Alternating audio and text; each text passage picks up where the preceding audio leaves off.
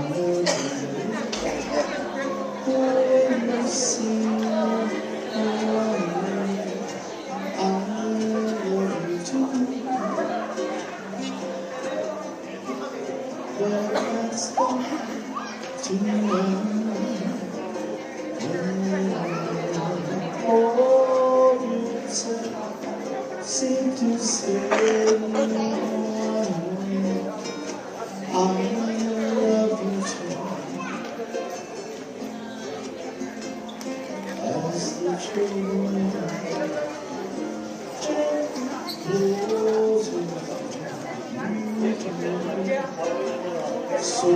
I can choose each one day sure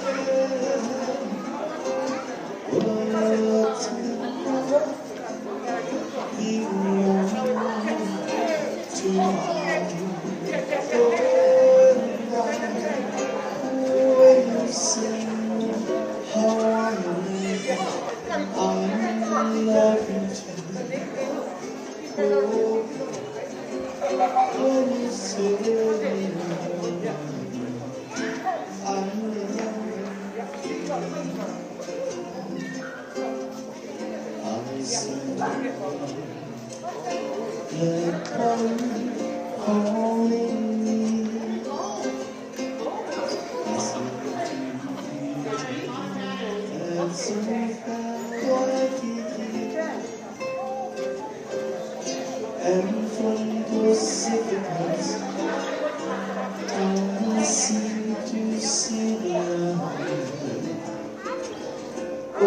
the city that is very dear to me.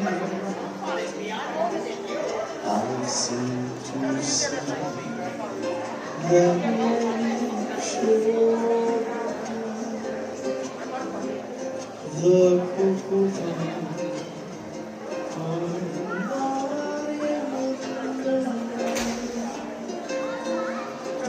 Patsy,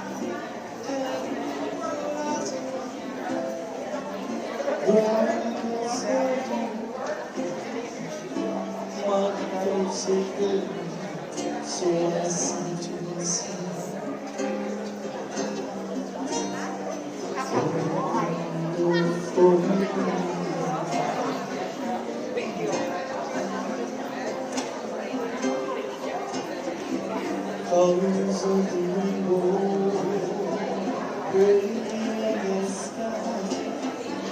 Also on our faces, people passing by, passing by.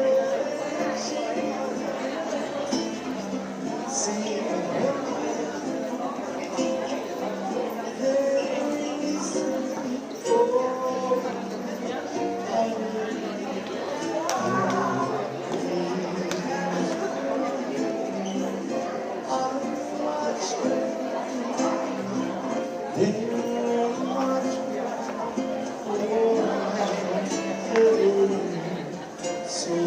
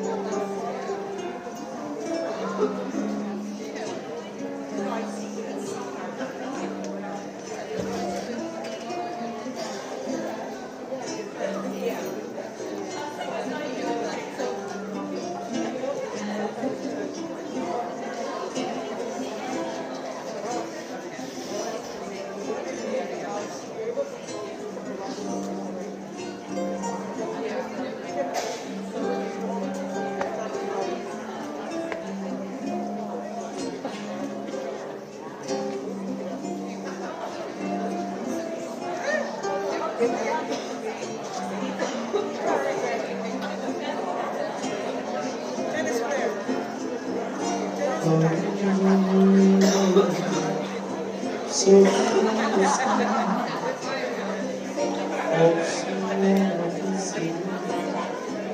people passing by, passing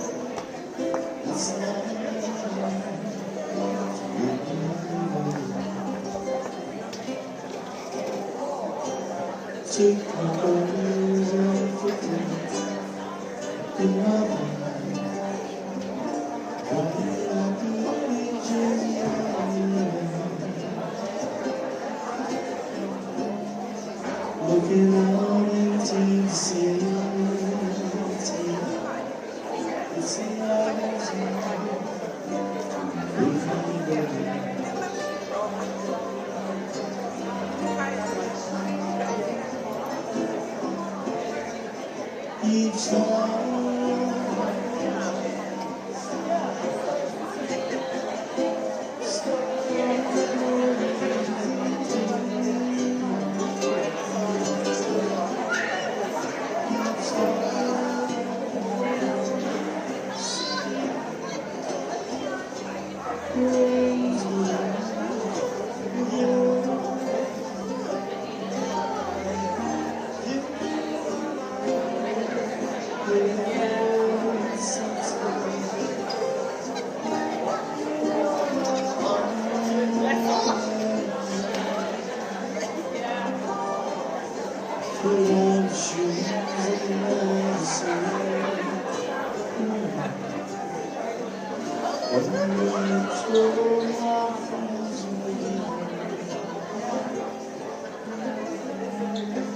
Standing there is one. Oh, it's not easy.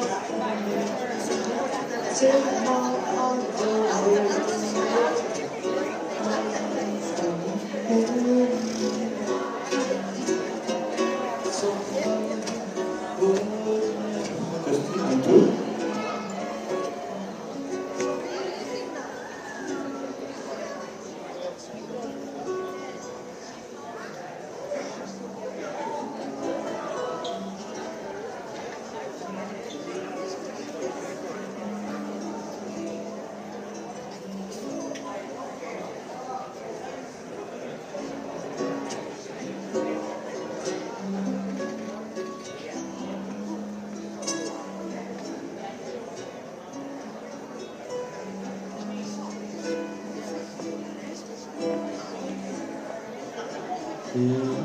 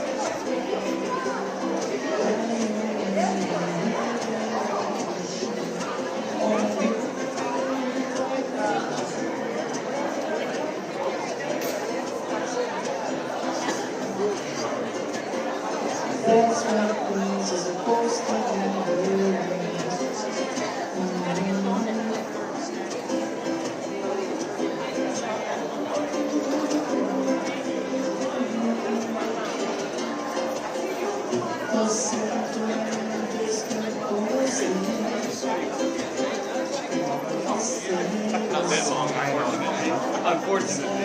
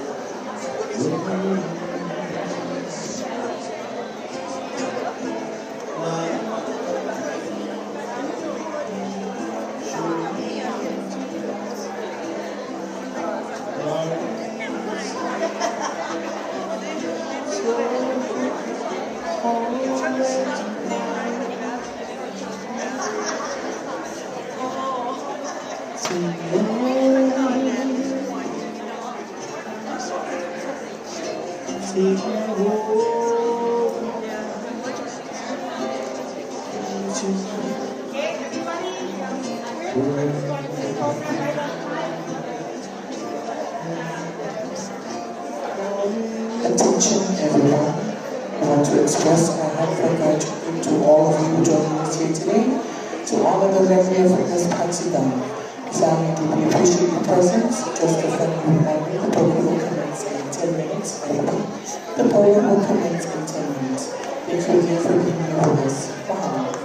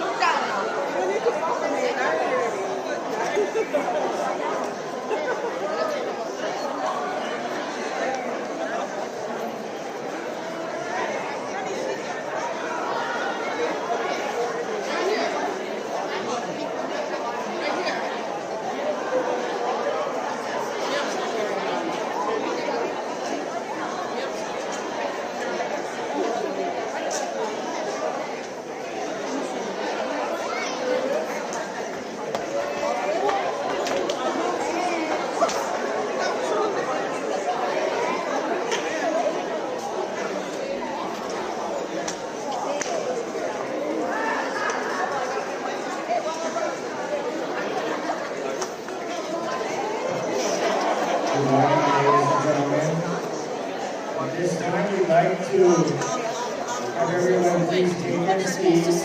We are going to be starting with our memorial services in just a few moments. So again, we ask everybody if you could please take your seats. If people outside would like to come in, they're more than welcome to come in and join us. And again, we'll be starting with our memorial services in just a few moments. So we invite you to please be seated. There will be an opportunity at the conclusion of our services for you to come up and again pay your respects and condolences up here to Nancy Patrick. So again, please be seated, make yourselves comfortable, and we'll be starting with the services in just a few moments. Also, if you could please, those with electronic devices, cell phones, etc., if you could please place them on silent mode or turn them off during our memorial services. Thank you.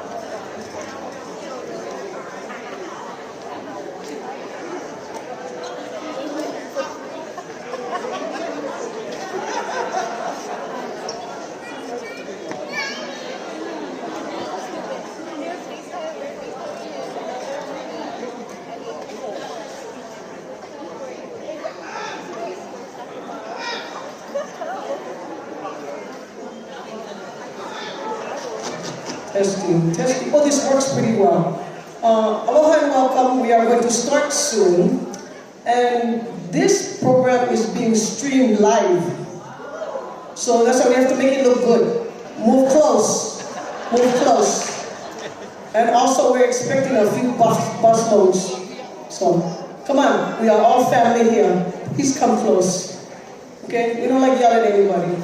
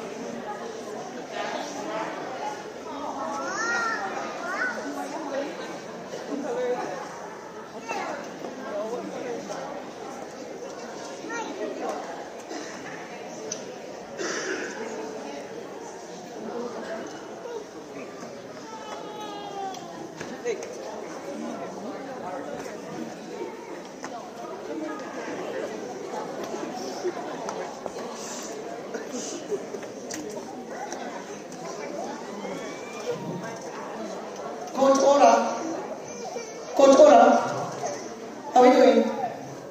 Okay. Some of these people are hearing impaired. I told them to come sit close. They're still sitting far away. It's today. We want to start.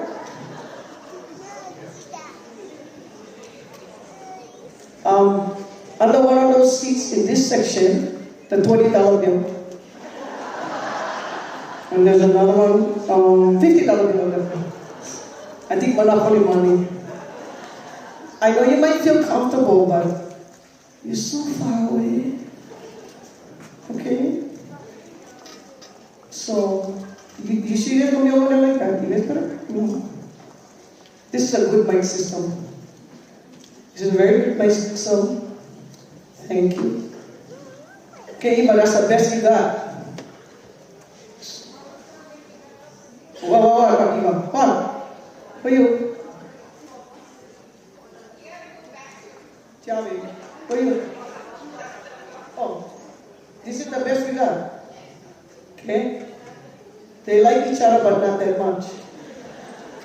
Okay? We are all family, but some of them are in clusters. This is how it is. We go from here. Okay?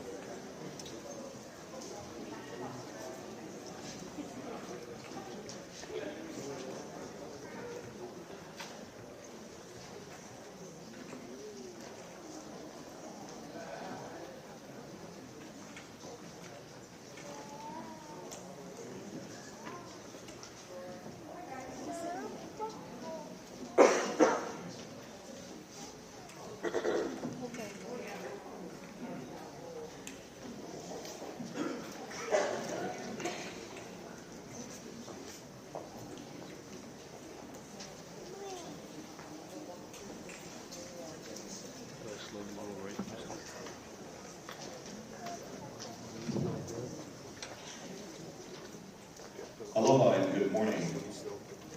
On behalf of the Patsy Bow Yuk Dung, I'd like to thank you and also welcome you, but thank you for being here and sharing your time with us to celebrate and remember Pat. My name is Tyler Ching. I am one of Rayling's many, many cousins. And as Pat has been a part of our family for, I think Rayling told me, 40 years now, I came to know her as quiet, gentle, always in a good mood, good spirits, and always ready with her smile. And she made the best chocolate chip cookies, right? That she delivered to our house often.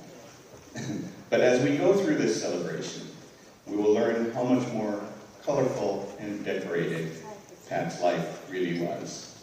So we will begin the service with a prayer from Niece Paige Cullen.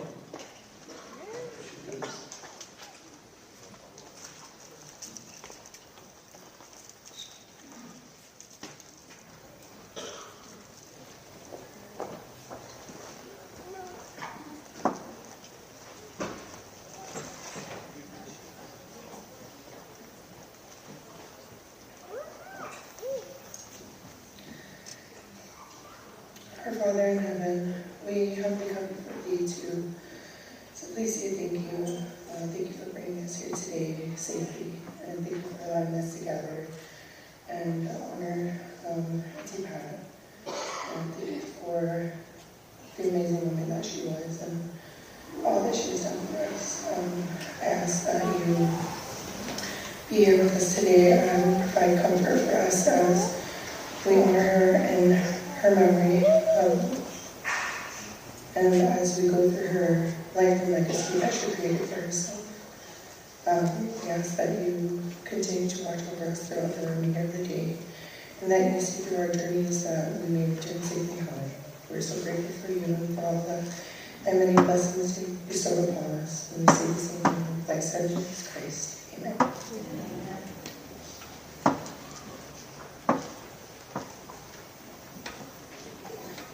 And to give the Hawaiian doxology to the Dung family.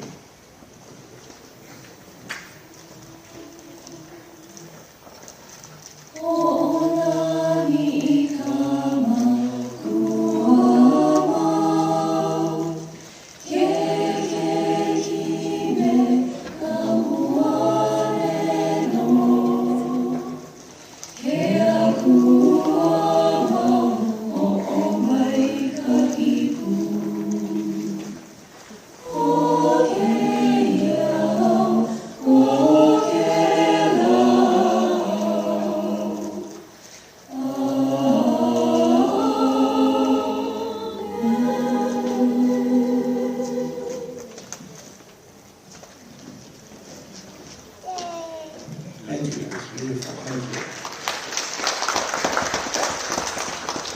Okay, so now we're going to go to the eulogy, and that is going to be, oh, I'm sorry.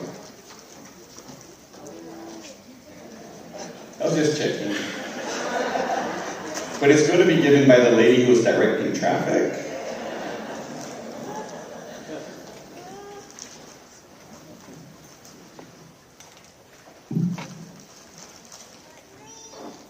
Aloha, good morning everyone. I'm Dara.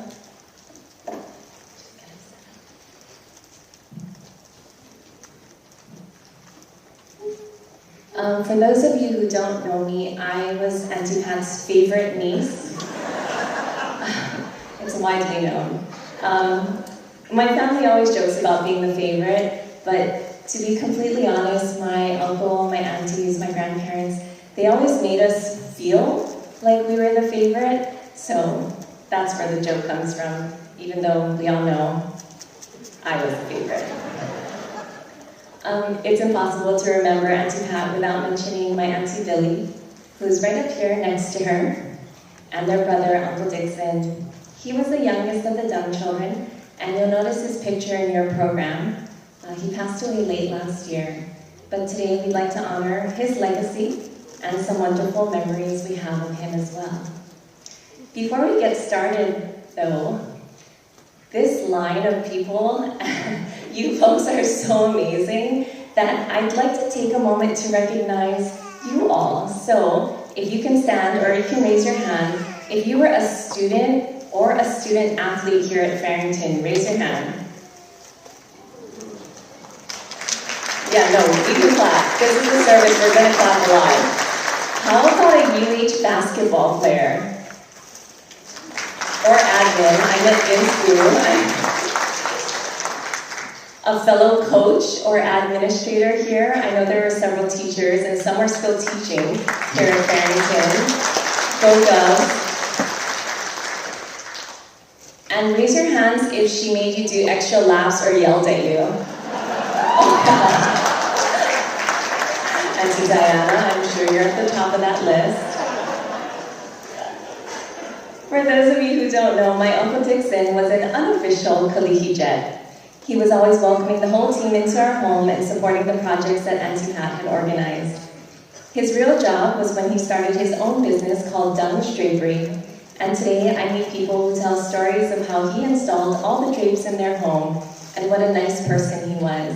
And he really was. So nice that we were told by our mail carriers that for years, Auntie Billy and Uncle Dixon would greet and offer them a cold drink every single day. Recently, I introduced myself and told them the sad news of his passing and watched them get tears in their eyes. I'm sure they missed him even more while driving to the next house, realizing that I had failed to offer them a cold drink.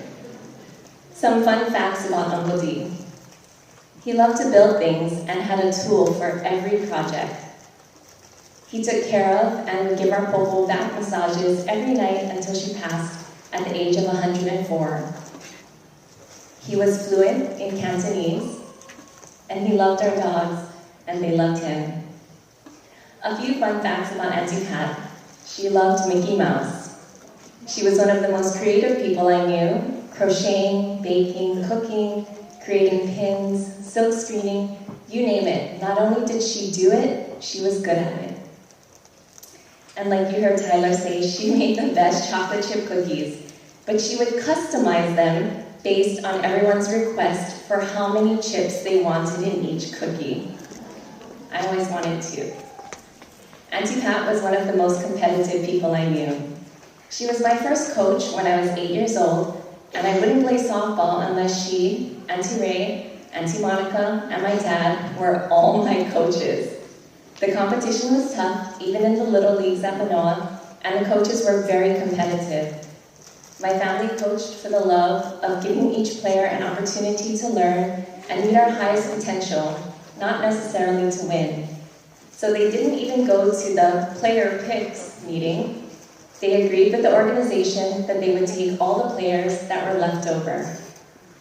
Their only stipulation was that I was on their team, and being that no one wanted me, it was granted.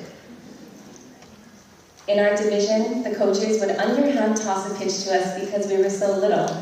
with many of us learning how to play the game for the first time. So my dad was our pitcher.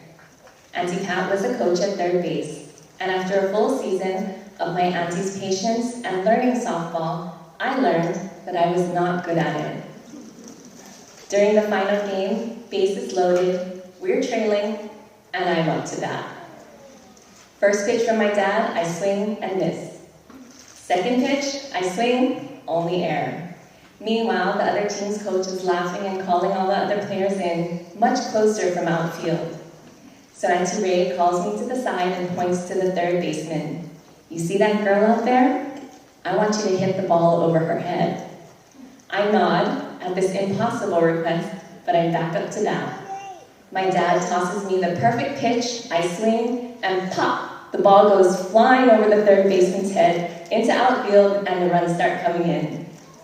To this day, I can hear Auntie Pat's distinct voice yelling, "Run, Dara, run!" We won the game, but at the age of 8, I won in life. I had the love and encouragement and belief in my abilities to accomplish something even I did not believe I was capable of.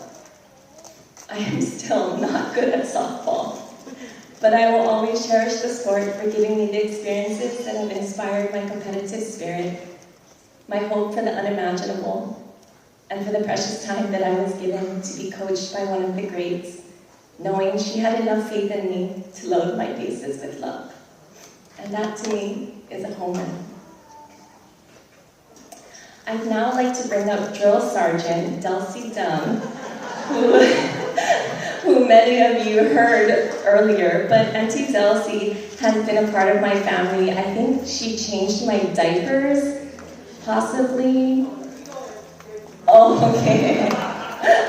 So she's seen all of us naked, and we basically grown up with her. So, needless to say, please welcome Delcy Dung.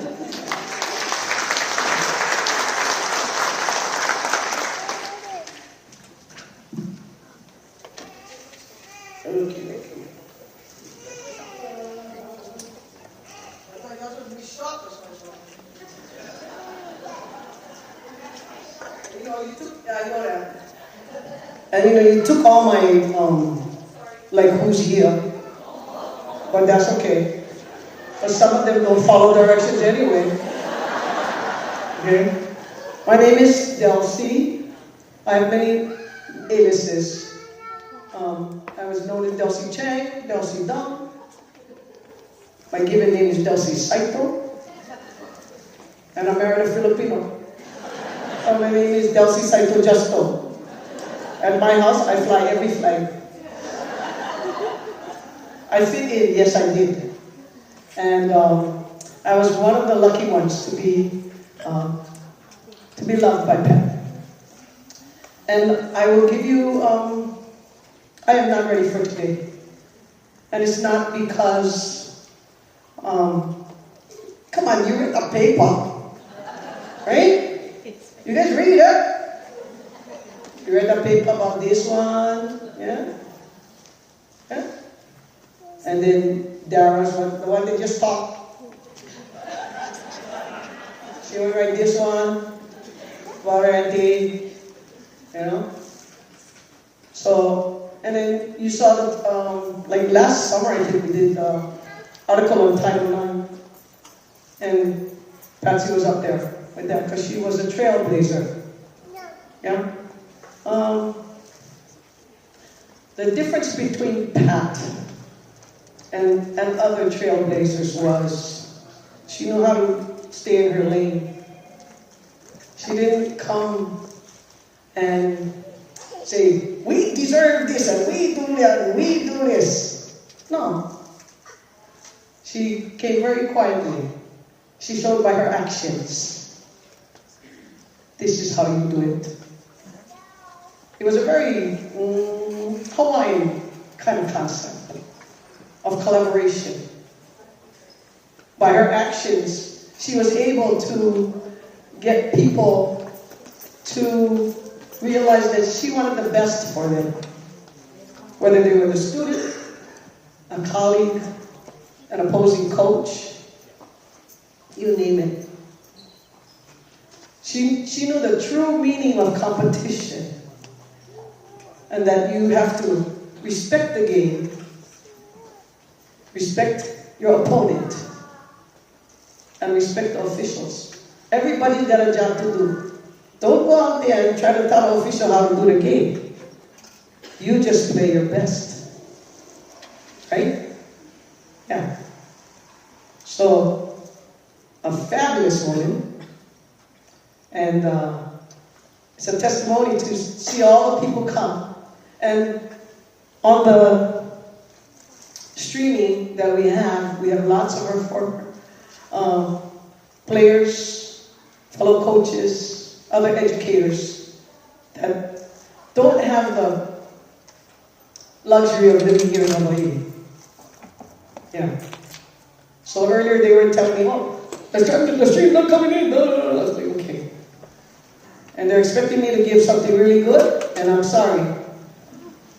I have been challenged by a cold for the last 3 weeks. But let's figure this out. Usually a eulogy tells you about the person, right? Tells you about the good things that they've done. Like, I know Miss Dung, she was a matchmaker. Yeah. I know some of your students, when you guys used to come to school over here, she would tell the guy, like, why you go with him? He's not good for you. Right? And then when we were in the, when we were in the hospital, right? You introduced me to that couple, yeah? That didn't listen to Dung at the beginning. They went out and they went with somebody else. And lo and behold, Patsy ready to go someplace else, and the two guys were together, and they got kids. So she was very good at predicting things. She was a matchmaker. She challenged you. She was the mother. This is my mother over here, 92 years old, Doreen Saito. And my mother, that's my birth mother. Patsy was the mother that showed me the world. Because she gave me, I was asked to play with the collegiates when I was just 16 years old. And I went to Roosevelt. Okay? Yeah, Rough Riders. And, okay, for those of you, I don't want to hurt your feelings, but Miss Dung was a Rough Rider. As are her, yeah, these guys over here, okay. Yeah. So they're Rough Riders.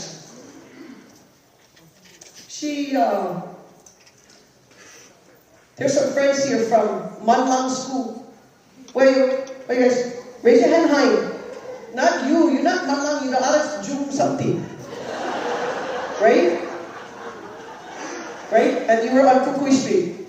So, Patsy studied at Mother Rice, St. Andrew's Priory, Manlang Chinese School. That's where she's supposed to get her Chinese culture. But she only went to play basketball. Right? Yeah. She only went to play basketball and make friends. If there was anything that Patsy was excellent at, it was making friends. Yeah?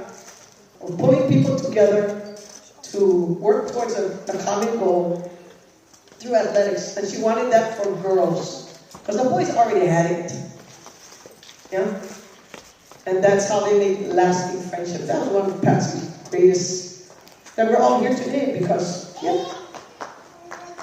And some of us been lucky because we got the, Chinese pretzel, the lollipop, with the lihimoy, chocolate chip cookies, if you want it with or without nuts.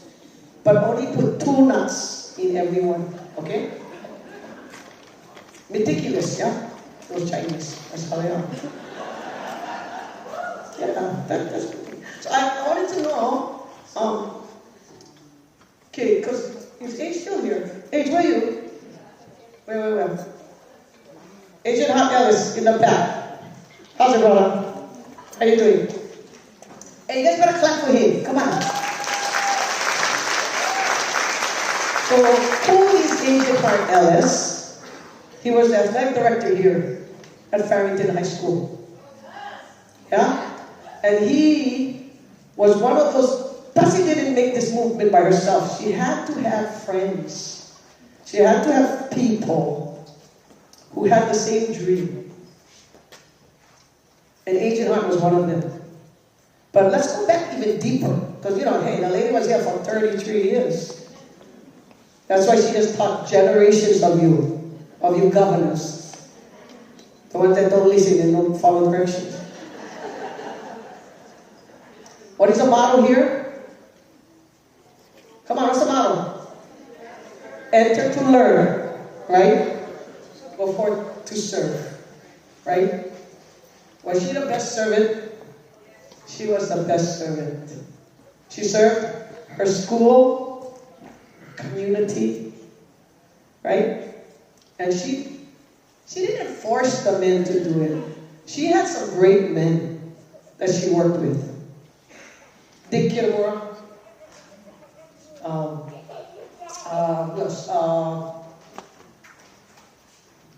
Nikota, Tom Nikota was the department head here at Farrington.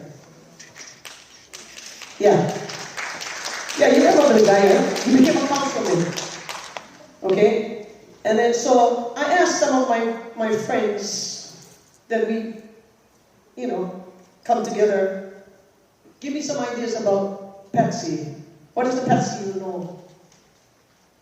So this girl writes this. On the weekends, my dad, Tom, and I went to Farrington High School to open up the swimming pool for the public. What? Ooh, boy.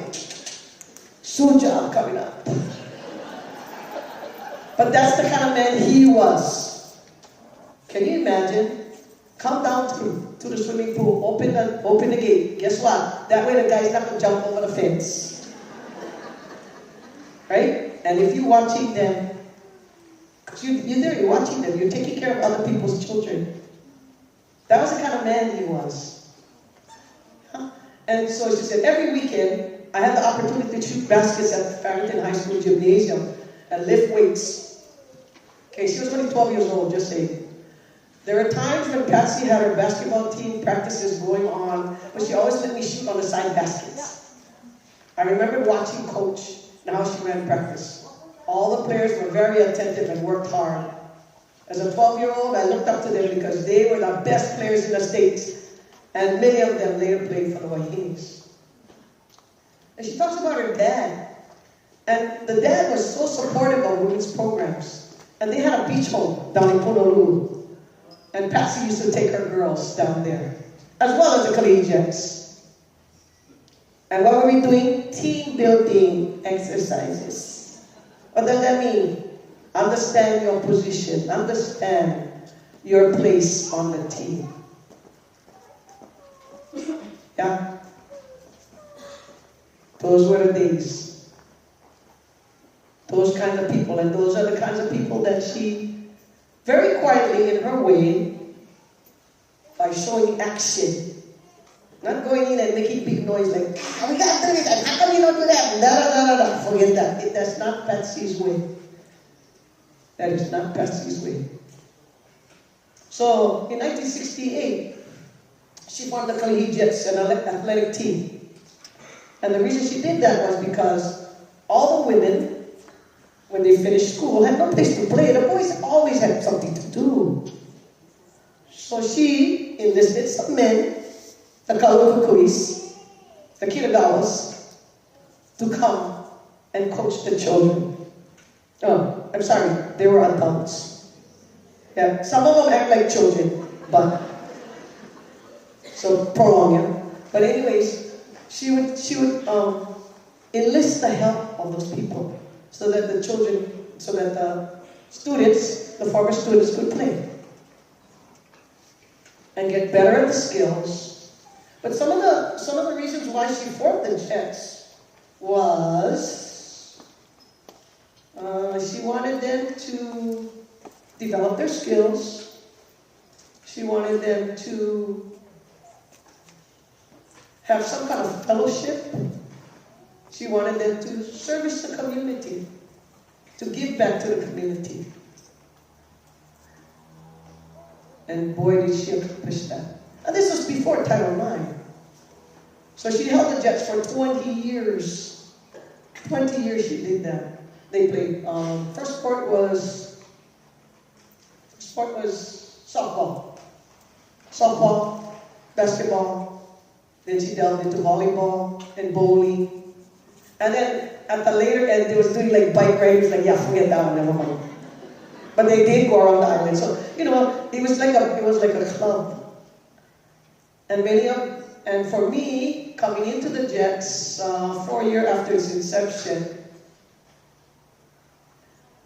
I got to be with many other women who just wanted to play. Just wanted to be their best. And they became my models. And Patsy made sure that we kept in line. Yeah, she made sure. She had a bright smile that lit up the room. And it made you feel like you were $100, or maybe more. I'm talking about in the 60s. So, 70s. But she made you feel like you were somebody special. And so, I don't know if Lonnie's on, but Lonnie Leigh Hayes Eleazar was also from Papakolea. And Patsy also took her under the wing. And when I asked Lonnie to send me something, this is what she shared with me. She said, so many memories of Pat's influence in my life were running through my mind.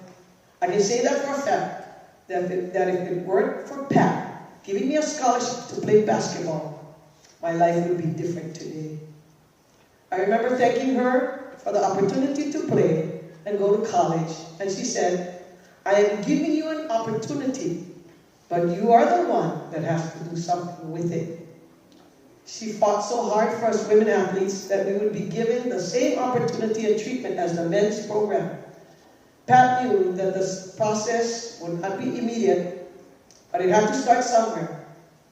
I will never forget that she was not only my coach, my mentor, but also a dear friend that truly wanted us to succeed and cared about us on and off the court.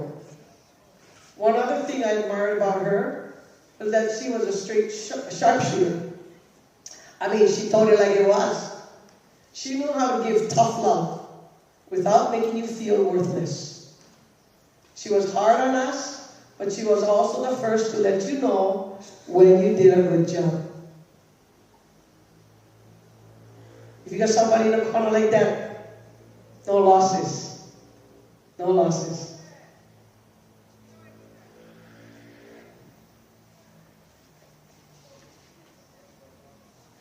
I'm taking too long because they never tie me, but I don't care. I thought you guys got close. But so most of us know she did so many different things. And it was all for the betterment of the community, of us. Oh, one of the things Collegiates did that actually was kind of her sidebar. She used to love to play music and sing. That was one of the things that the family loved to do. And so she was kind of like the ambassador of Aloha.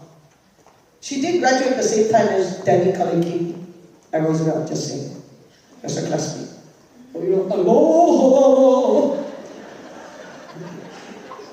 Live seven houses away from my mama, Papa Polea. Okay, but she was the ambassador of Aloha. When we went out to compete, whether it was locally, inter-island, internationally, or on the continent, by the Night Island around there, we were ambassadors. So we had to play the part. That we understand the importance of competition. It's to test yourself. And sometimes you're going to make it, and sometimes you're going to fail. But the idea is you keep coming back, and you keep giving your best effort. What a beautiful woman she was. She was awesome. So my question is this, to any of you, does anyone have anything to say about her?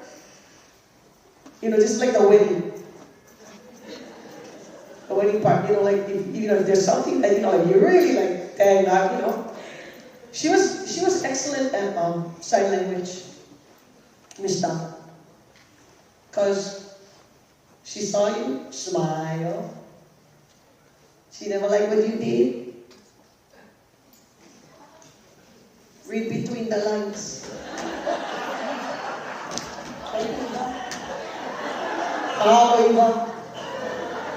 This is Miss Dung's clothes.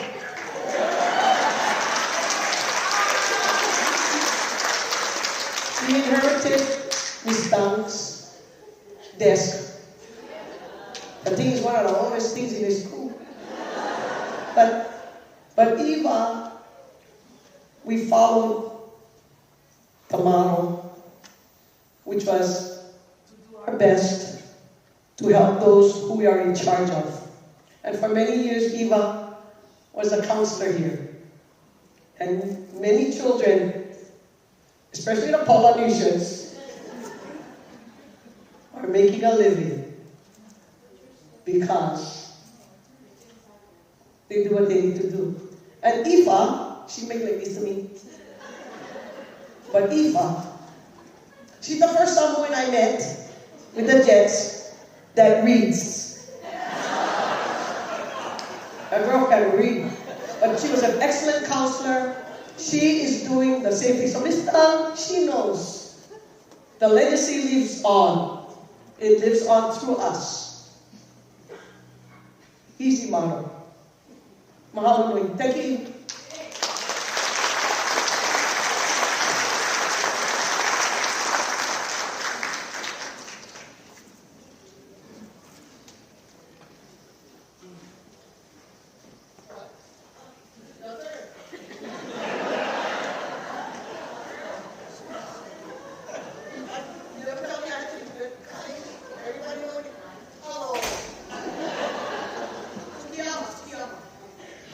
Hello everyone, aloha. I never wrote a speech or anything to say because I wanted to speak from the heart. But before I go on, I have just one thing to say, Auntie Patsy. As you probably know, today was Women's NCAA Final Four Championship, and just minutes ago, South Carolina won. Many of my fellow classmates, and I was a 1980 graduate of Farrington High School. And many of you never knew the bond or the actual gift of knowing Auntie Patsy my entire life. My mom and Auntie Patsy were best friends from 6th grade. Graduated. She was my mom and dad's maid of honor, and she passed away on my mom's birthday. So the bond is there. I was like in the 80s, spoiled, youngest of the children. My sister was the Mayday queen in volleyball, whatever, and cheerleader. And here I am, I asked my mom and my grandma to buy me the nicest rubber shoes. Go up for volleyball tryouts. Never made it. Go out for basketball tryouts. Never made it. So I said to my auntie, I said, you know, auntie, one day I'm gonna make you proud. Somehow, somewhere, I'm gonna make you proud. So every time she see me, she say, what you doing? Auntie, I translate in immigration Filipino. She go, why? You're not even Filipino. I go, because I never know how to speak much Chinese. So I got all Filipinos around Farrington and around my house. So I had to learn Filipino. So she just laughed, because I dare not to learn Samoan, right? following the entire Tiawe family was a blessing from the top to the bottom. If I had any say as a governor, I was Farrington's only mascot. So I was the Farrington's only governor. Okay? We had great people out of Farrington. We had great people out of Farrington. We had governors, real governors, like, Cayetano, Emmy Tumingbang, great speaker, and me. Even though I never do much damage in life, I tried my best to make them proud, took care of them, my mom, anyone around. But I can say if I had any pool, I would make the gym or the field or any part of this campus the Patsy Bow building. Thank you. I didn't know what to say following Auntie. Her speech was so long, but I'm just gonna end here. But I'm telling you, your Auntie Patsy was so proud of all of you. Then I know all of them. I said, Auntie, I saw them with the dogs and the TV and a Hawaiian band and everything. I know them already, even though they don't know me. But she was super proud of you, all of you. You're a beauty queen and all of that. I had to sell sweet bread and porky sausage for them. So Auntie, how come she never made me something? Look at the pictures. No picture of me. I never made anything. But thank you, Auntie, for being my mom's best friend, I was born at home.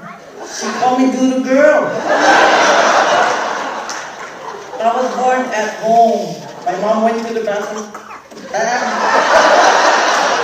Wanda came. But I didn't want this speech or anything to be sad or to be heavy. I just wanted it to be Auntie, full of love, full of giving. Even she never gave me one chance in a tea. It's okay. I still love Auntie. I still love. Thank you, everyone, and let me introduce Eva Tiawe.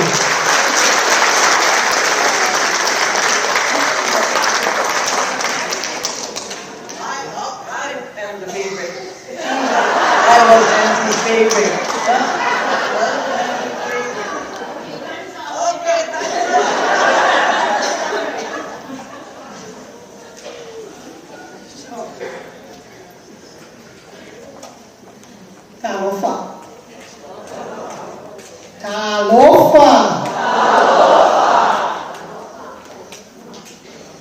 Okay, let me introduce you to my sisters. There's a lot of us. We'd like to thank Shag, Mary Kamai, for that beautiful wreath out there. She's now in Texas, so she's watching. Love you, Shag. Thank you. We all hung around at school together. This is Aggie Camacho, Nina and Diana are up there. This is Susan Sassano. We will talk first. Susan will talk second. She has 5 pages. And we're only going to use 3. Who? Okay, you got 2 minutes. You got 3 minutes. Okay, 1, 2, 3, and then you see. Okay. All right. I am Maggie.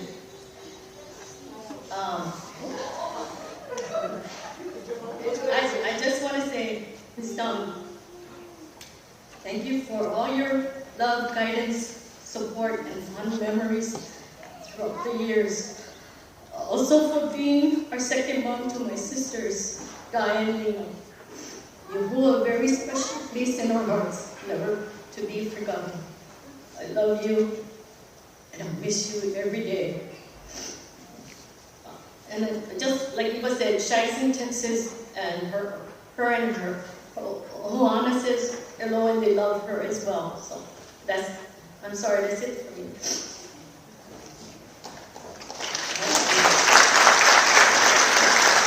Well, we were known as the locker room girls, and Miss Dawn really took care of us. And we took care of her too. But yeah, as Sister said, she's not our birth mother, but she is our mom. And we're eternally grateful for her, for how she has absolutely let me allow myself, even though I got expelled from UH and had to let her know that I couldn't play basketball anymore. But I went on, went to Leeward, went to Oregon State, and she said, you better get your ass in gear. And I said, I get them this time, don't worry, I get them, I'm going to study this time. But I was with Eva all the time at UH, playing intramurals, eating at the East-West Center, so it was so much fun freshman year. But I didn't finish up, I came back, but then Miss Tom told me, you stay in the mainland, you stay there, you make yourself look cool. And I said, okay, Miss Tom, I'm going to do it. And I never come back since '85, but I come back for this because she's our mom. Okay, and all of you in here too, you know, you get so many stories and memories of her, I know that. And that's the love that she always gave us. But you know, my sisters, they always tell me, I gotta go, you gotta shut up, and you know, all this stuff. So, that's okay, to their balance. So, but she was a beautiful lady, you know that, right? Okay, we carry on, Eva.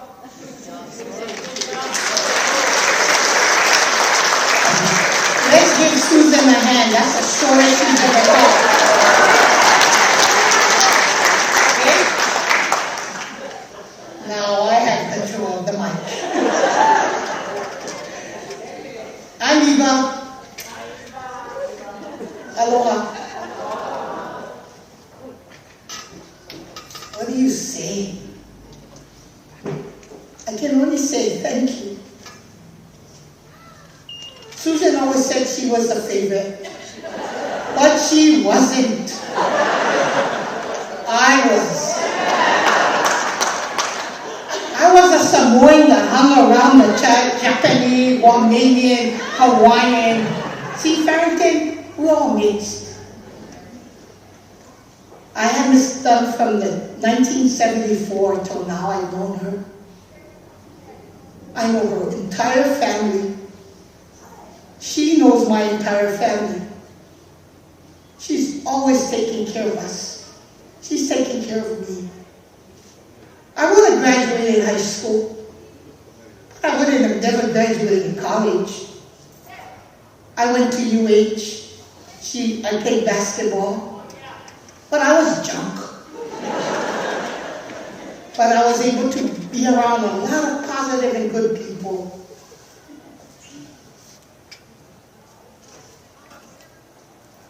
She always, when we go to camp, you know, I come from a family of 10, so we didn't have a lot of money. So she always made sure that we would sell candy, sell things so we could go to camping. We could go to Mr. Nicole's beach house. She even took us to Princeville in Kauai. And we didn't stay in an ugly place, we was in this gorgeous place.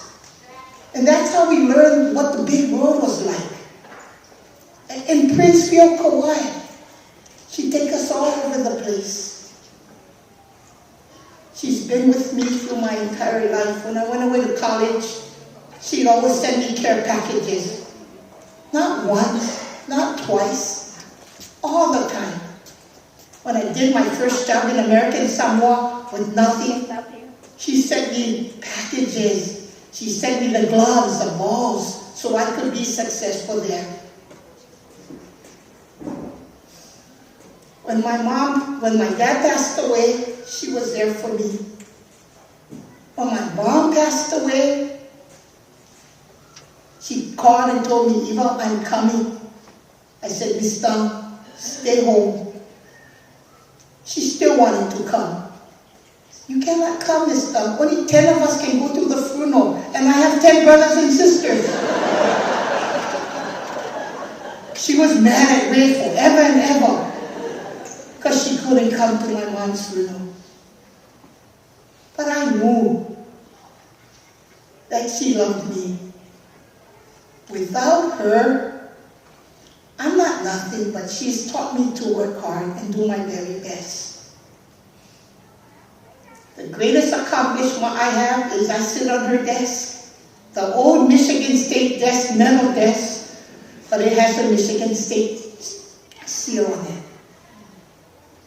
In that locker room, I watched her. She didn't say a lot, but I learned from her, and I thank her very much. Miss Dung, Yamanuya Malang, Alofa Tele Ate Oy. Sweet dreams, long, pleasant trip back. I know Papa Dung, Mama Dung, Dixon, Billy, they're so happy you're there. We're so sad you're gone, but we're happy we know you're in a better place. So far, so far. Bye.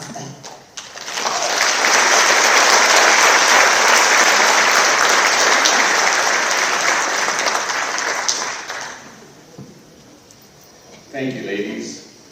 I heard the kibitzing back here. Eva was the favorite because the others never got care packages.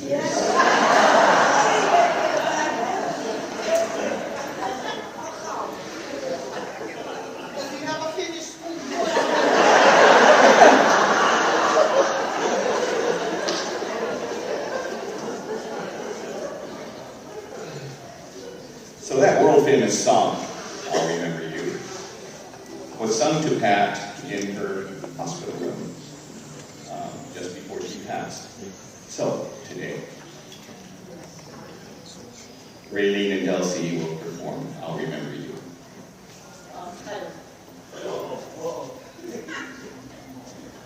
Correction, Tyler.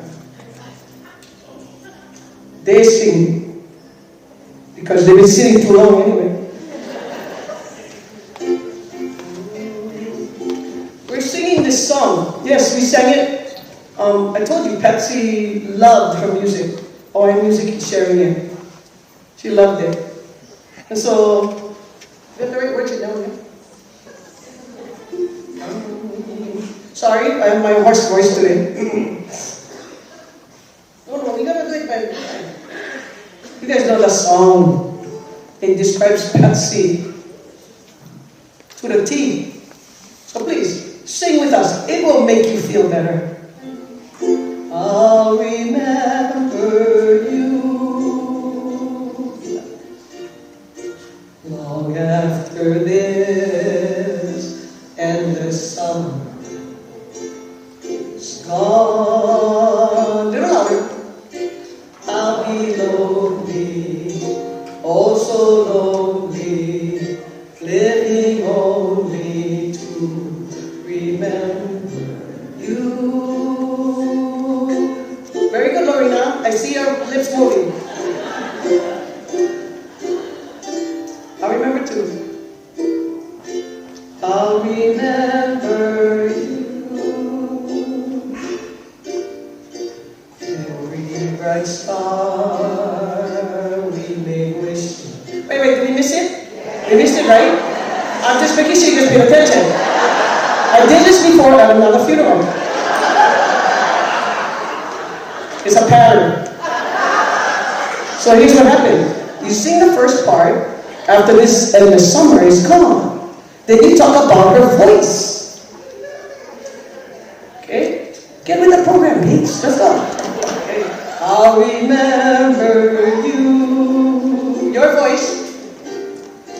Your voice as soft as a warm summer breeze. Your sweet laughter, mornings after, ever after. Ooh, I'll remember you. Yeah, you should be smiling because this is a good song. Through your arms someday. There's no Ladessa. I'll return to stay.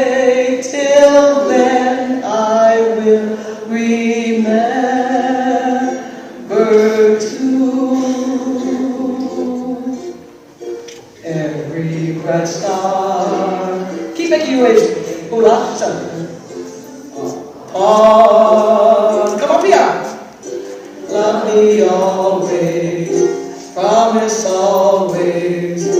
Ooh, you'll remember to your arms, sister, here we go. To your arms someday, I'll return to stay. Till then I will remember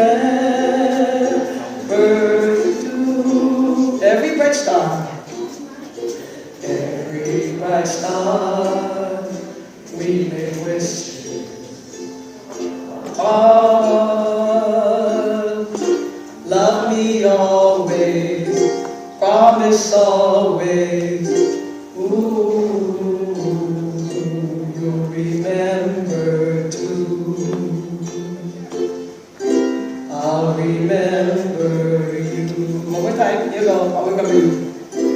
I'll remember you.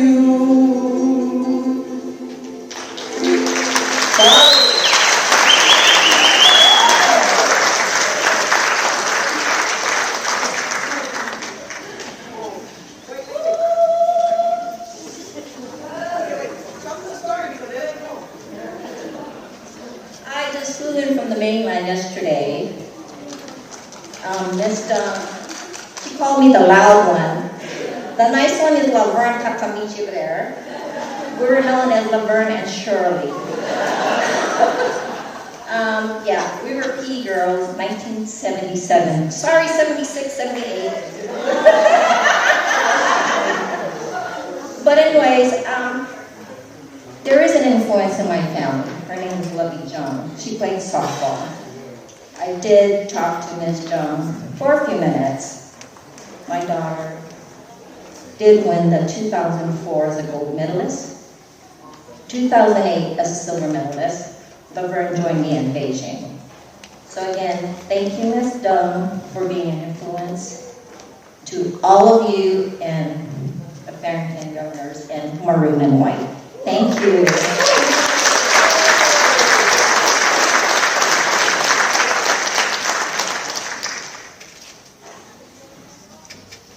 Thank you, Elsie, Ray, and of course Shirley. You know, being Married Monarch Weekend, it's just so touching to me who watch this beautiful love and so impromptu love it. Thank you.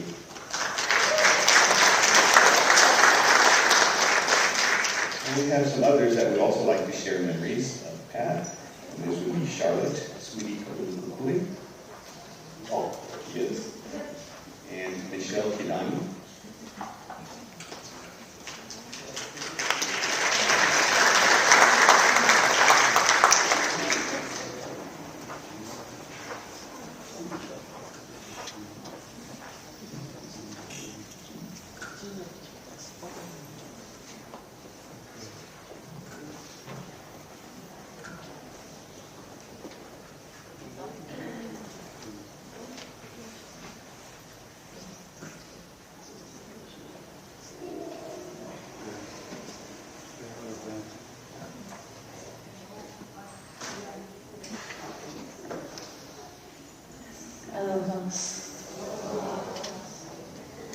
I know I was supposed to use red because that is Pat's favorite color.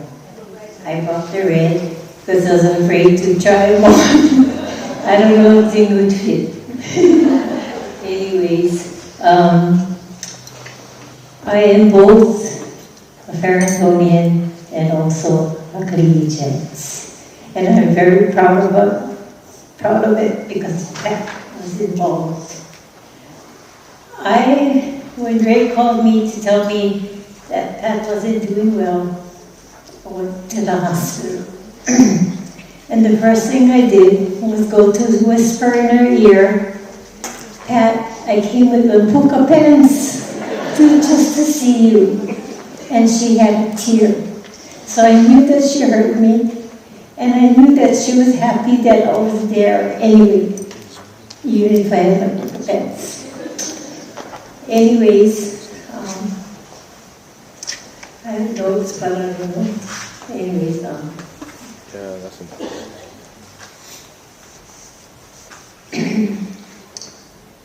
I met met Pat in 1966. So a lot of you have not been around, especially the nieces and nephews. I was a 10th grader. She was not my teacher. So when I went to class, we had to take laps. I ran the lap and then walk and watch her class play because she was so organized. So I did that all semester with my other teachers, run and then walk and watch them play.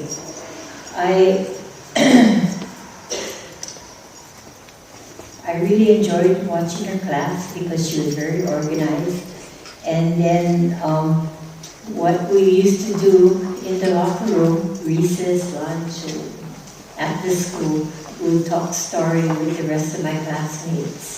So we ended up helping her clean the locker room, do laundry for her athletic teams. And then I became a manager, or team mascot, should I say. This was for volleyball, and I wasn't very skilled in playing volleyball, but she always allowed us to participate with her team anyways. So by the time I got to church college, BYU, Hawaii, I managed to get on the first team over at church college. So I picked up a lot of skills just from her, just from learning and just playing with the rest of the team. Before graduating, she decided that she wanted to do the collegiates, do the team for the community. And like Delcy was saying, she had a lot of reasons because there were so many athletically inclined people here at Farrington that she decided that she wanted to do a community team.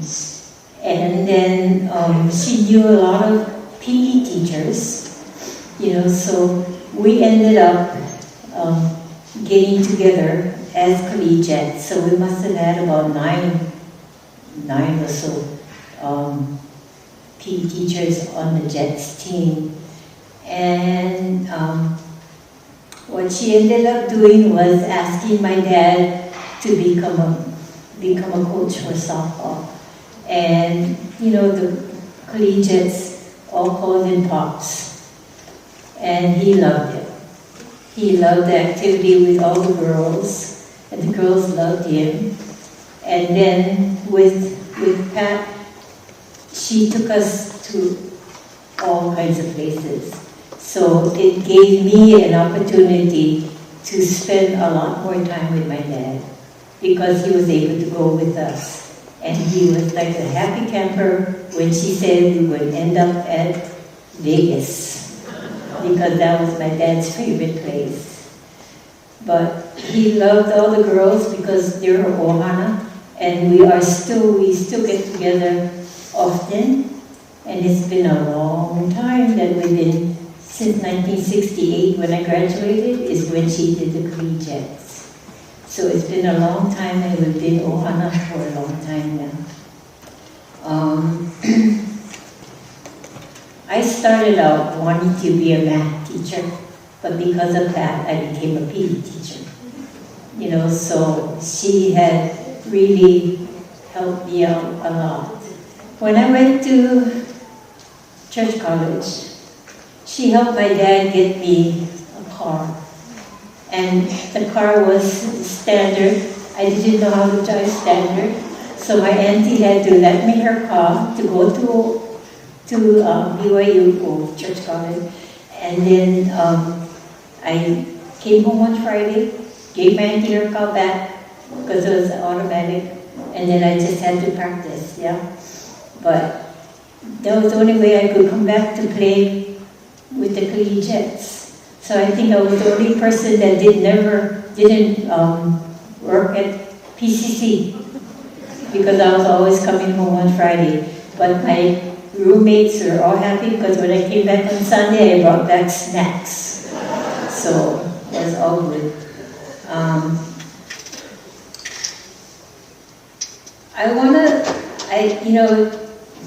Pat always had a vision.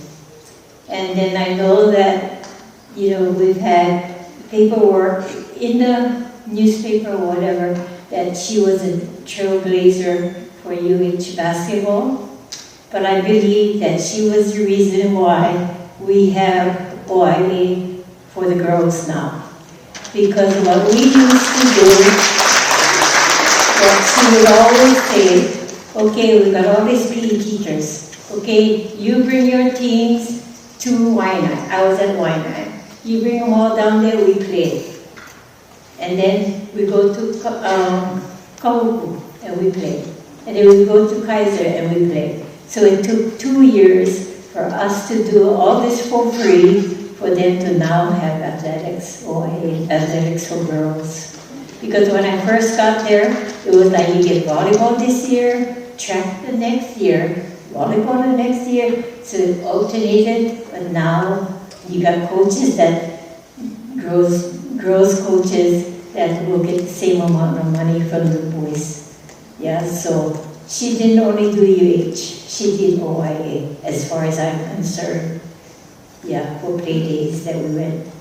So she was always positive and inspiration for me. I don't think that I would have gotten as far as I am now without her. So I love you, Pat. Thank you.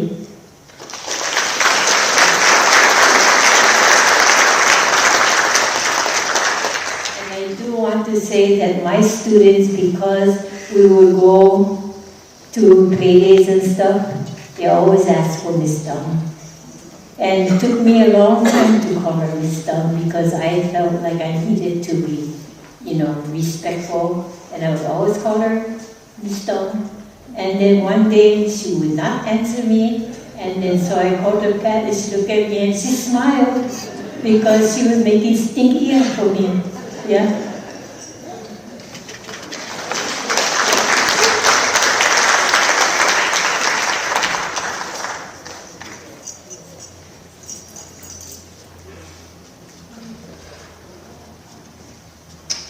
Aloha. I'm Senator Michelle Sakai Hidani.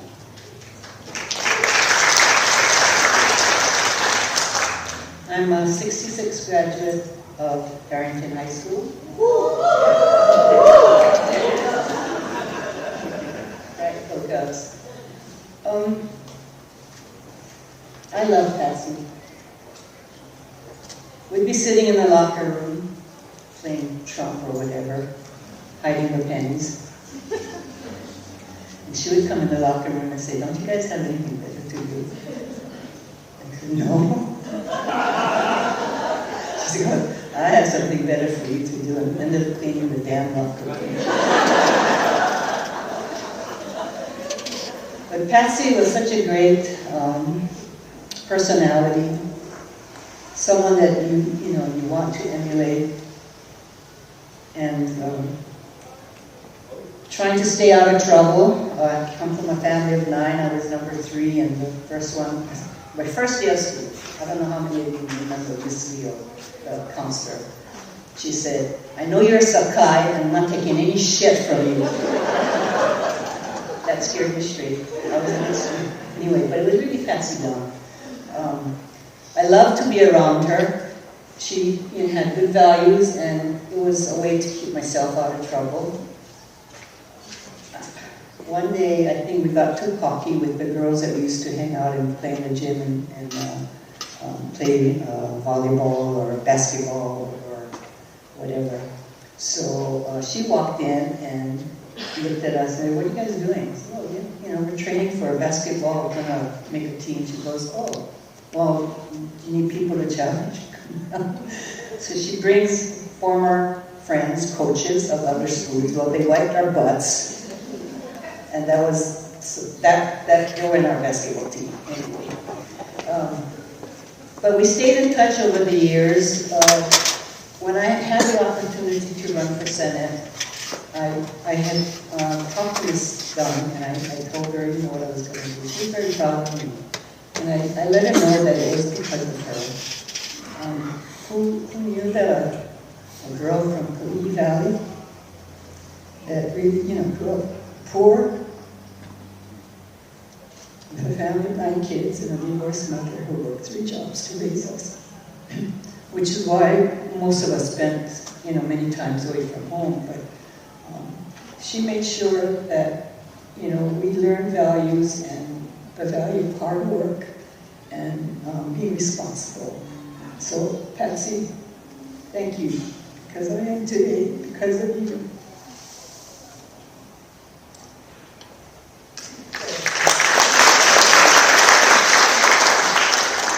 There's a Senate certificate signed by all the senators back there, in honor of Patsy. And I've been a senator now for 15 years. I'm the vice president of the Hawaii State Senate. And I love to be able to do projects that help kids. And all of this is on behalf of Patsy Bow for what she was able to do for me. Many, many others that I've heard today. So thank you, Patsy. Thank you.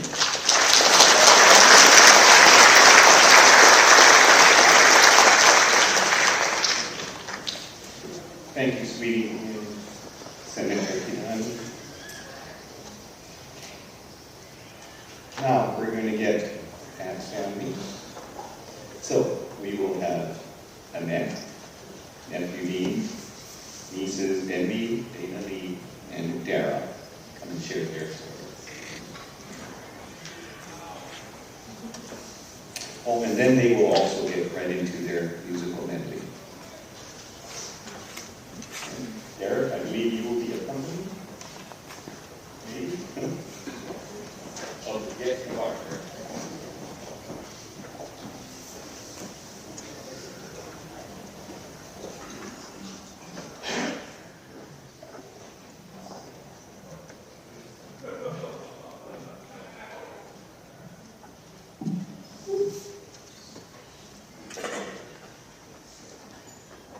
Aloha, friends and relatives of Patsy, especially Honolulu cousins. I'm Annette, or Nettie, and I am Patsy's favorite sister-in-law. And as Dixon would say, you're her only sister-in-law. First of all, Pat will be so overwhelmed by all of you who are bidding her fair aloha in this lovely Farrington High School auditorium, where she worked and played and lived for most of her teaching life. When I met Pat over 70 years ago, I was a classmate of her brother Dennis at Stevenson Intermediate, and she was a classmate of my sister Loretta at Roosevelt High School. We all became friends through the years because the Dung House was the meeting place for the neighborhood kids and our classmates. Papa Dung had built a basketball court in our yard and fixed up the basement with tumbling and kung fu mats for jumping on and just to have fun. It was a place to dance, to play music, and to learn about sports. The Dung home was so welcoming. In later years, when I was invited to come over at any time, I took them seriously and moved them permanently as Dennis's wife. Patsy was my maid of honor, and my sister Loretta was my matron of honor. Our children came along much later in our lives, so I was an overprotective mother. Pat was easygoing and a wonderful babysitter who taught good sportsmanship, fair play, being kind to others, as well as introducing them to Coca-Cola, chewing gum, riding on her moped, and especially taking them to the backseat stores to be treated to ices, Simoy, and candy. One day after work, I noticed my son Dean had band-aids on his arms and leg. Apparently, Pat, Billy, and Dixon had gone to the park, and while running, Dean had taken a tumble. I said, "No more outings, Pat. You can't take them anymore where they might get hurt." She listened very well, but a few days later, they were telling me that they had just gone to the zoo and were chasing pigeons. She was teaching them to learn how to throw or catch ball that day, and definitely to run without falling. Every morning for years, Pat would drop me off with the children at preschool and then continue on to Farrington. During those rides to school, Pat shared her many other interests along with her love of sports. She was a great baker. We talked about her chocolate chip cookies. Her butter cakes were wonderful, and Jello cream pies. She could stencil and print t-shirts by the dozens and make personalized puff paint t-shirts for the children of her many friends and our relatives too. I see a lot of you making nods in the audience, so I know you know what I'm talking about. Pat could also play the ukulele, so it is fitting that we enjoy the music of one of her former Farrington students, Derek Kami, who entertained us earlier and who will join us later in a musical tribute to Pat. I'm almost done. Some people. It's never easy to say goodbye, but I know that Patsy would want you to know how much she enjoyed your friendship through the years, and would say that you brought so much joy into her life. So Patsy, from your favorite sister-in-law, you know that I do not like goodbyes, but I will say, blessings, take care, be safe, see you later. What?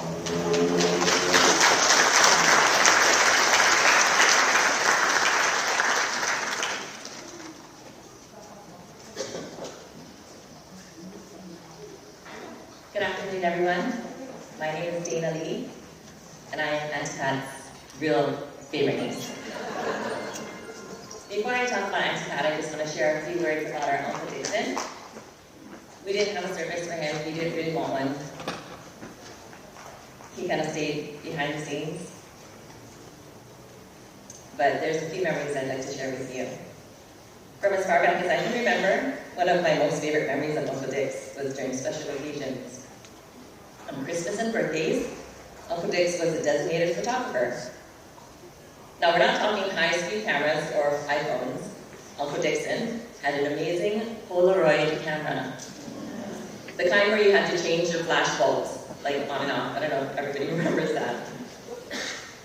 But when people came over to the house to see Popo and Kunlun, he would go and put his shirt on and grab his Polaroid camera. He has captured some beautiful memories, and he loved to do it. He always looked out for us, oftentimes seeing something that would protect us or help us, maybe on TV. He did get me my first pepper foam, and told me it was better than pepper spray because it would blanket instead of spray. He was also always helpful in everything we did, offering to help fix something. Like Dara said, he always had a tool for something. Or often to assist us with it. Some of our favorite joking times would be me picking up food, bringing it home. I'd make him a huge plate, and he would try it and say, "Oh, it's really good." I said, "I made it." And he's like, "Oh, so good, yeah." And literally every single time I went somewhere and did it, he would always tell me I cooked very well. As Popo and Auntie Billy got older, Uncle Dixon would always massage Popo until his fingers ached. He looked after Auntie Billy as well, visiting her at her care home and always making sure she had her favorite snacks and lots of crosswords and word-find puzzles. I will miss his laughter and jokes, his kind heart, and his love. Thank you, Uncle Dix, for taking such good care of us. I miss you very much. Now about Auntie Pat. Yes, I am Dana Lee, but a lot of the collegiate aunties and the governors know me as Pumpkin. Auntie Pat gave me this name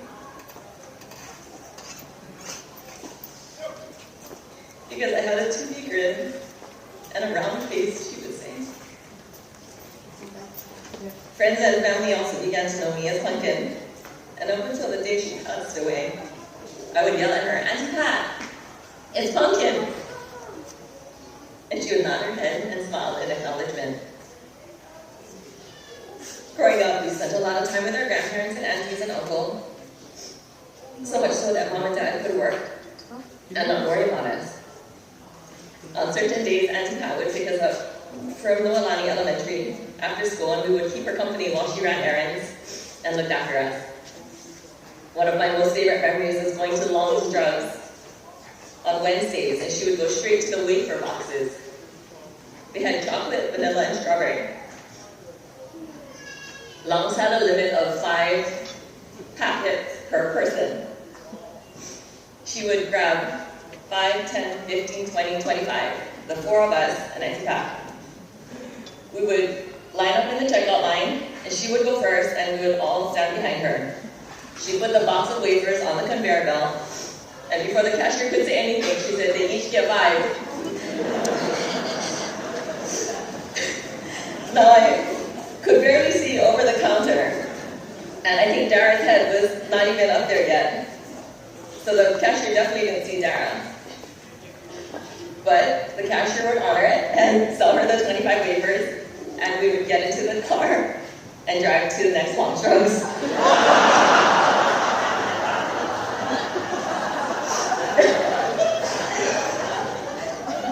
And that was an amazing coach. She coached the first grade women's basketball team and a ton of other sports teams and sports.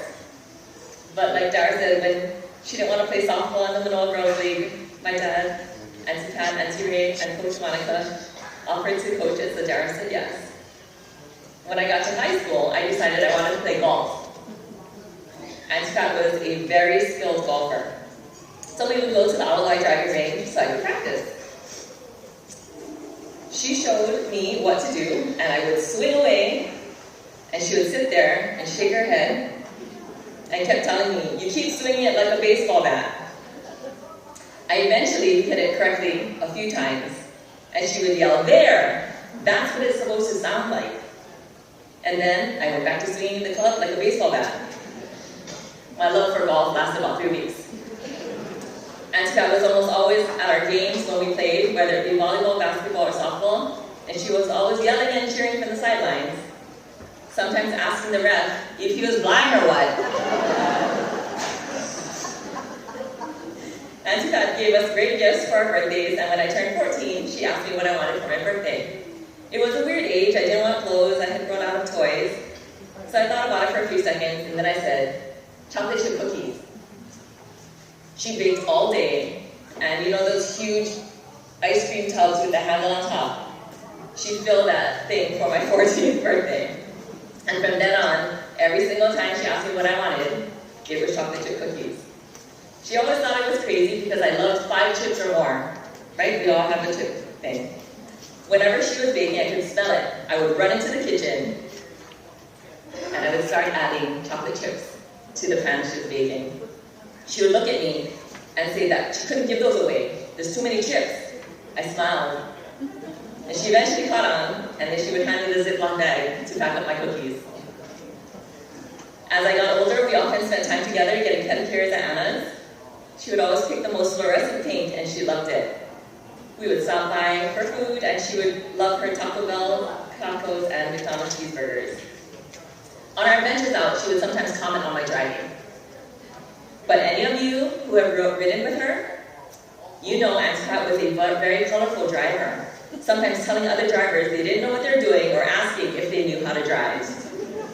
I believe I acquired my driving ability from Auntie Pat. So when she would make comments recently on my driving, I would kindly remind her I learned it from her. For as long as I can remember, Auntie Pat was always there making crafts to do craft fairs with my mom, or at our elementary school, cheering us on, or coaching us from the sidelines or sports games, waving signs at our pageants, and handing out buttons to family, friends, and even strangers, just to bring more support for us. I will forever remember the fun adventures of riding on her moped, or going bike riding to the University of Hawai'i, taking trips to San Jose and San Francisco as a family. Her love and constant support in literally every we did. Thank you, Auntie Pat, for being such an amazing person, friend, coach, and loving auntie. I miss you.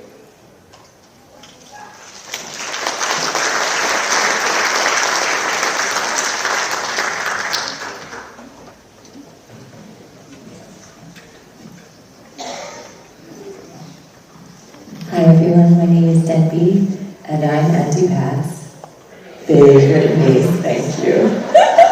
Well, you guys all said it now, so it must be true. It has been wonderful meeting all of you as you've come through the line and hearing stories about Auntie Pat. Your memories and stories of her mean so much to us, so thank you for that. My siblings and I had the best childhood, as you can hear, and memories I will have a difficult time summarizing in 5 minutes, Auntie Eva. So I will honor my Auntie Pat's age and speak for the next 87 minutes. Okay, just joking. But I do want to share what it was like to grow up next door to our very best friends. Every day we'd go to Popo and Gung Gung's house and play checkers with Uncle D, bake and do crafts with Auntie Pat and Auntie Billy, and cook, eat, and talk stories with Popo and Gung Gung. We were raised with so much love, laughter, and adventures. Our family was incredibly supportive and attended every event and special occasion, raising us and raising us up. We looked forward to days Auntie Pat picked us up after school as we often rode our bikes together, helped her make lollipops, chocolate chip cookies, snowballs, butter cake, and her many arts and crafts such as ceramics, silkscreen towels, and puffy paint shirts. Auntie Pat made us matching t-shirts for Christmas every year, and we always lined up in order and took pictures showing off her personalized creations. You can see some up there later. Uncle Dixon also often drove us to school, taking what he called a short, long cut. When we asked him what that meant, he said that it was like a shortcut, but it actually took just as long. We loved taking the new route to school with Uncle D and chatting with him as he offered us fruit stripe gum. He always had a new pack for us, and he knew it would brighten our day. I always looked forward to hearing his warm greeting of, "Hey you," or "Hello, my favorite niece." He often got himself in a bit of trouble when I was with Dana or Dara and I answered on speakerphone, and he would say, "Hey, you set me up." When our dad passed away in 2003, it was a really challenging time. And our Popo, Auntie Billy, Auntie Pat, and Uncle Dixon took such great care of us and reminded us so much of our dad. Uncle D always offered to give me rides to and from the airport and called himself my private Uber. When I told him I gave him 5 stars for his impeccable service and stellar conversation, he started calling himself Uber Blackline, or Uncle Uber. During our car rides, we caught up, shared stories, and always stopped for sushi and boba on the way home. They were some of my favorite memories, just sharing our thoughts and connecting, like when he used to take us to school. When my pup Stitch passed away, Uncle D created what he called the Perpetual Stitchy Courtesy Pass, and he said he would waive all my Uber fees as long as I booked in advance. I'd like to share an email Uncle D sent me one day. He said, "Hello, my favorite niece," but he put favorite in quotes.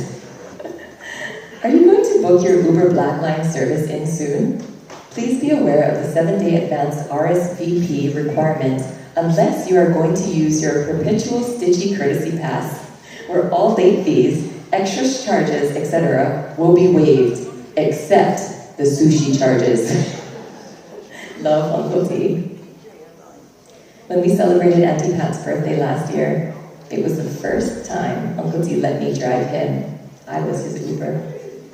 And he asked if he had to buy me sushi. And I said, "Of course you do."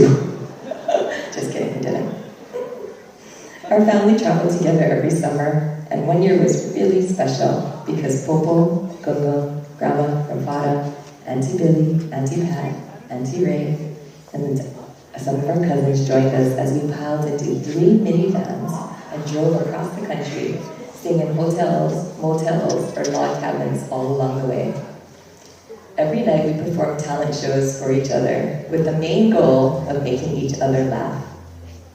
Auntie Pat pulled up all the stops, performing with the stage presence and charisma of Beyonce.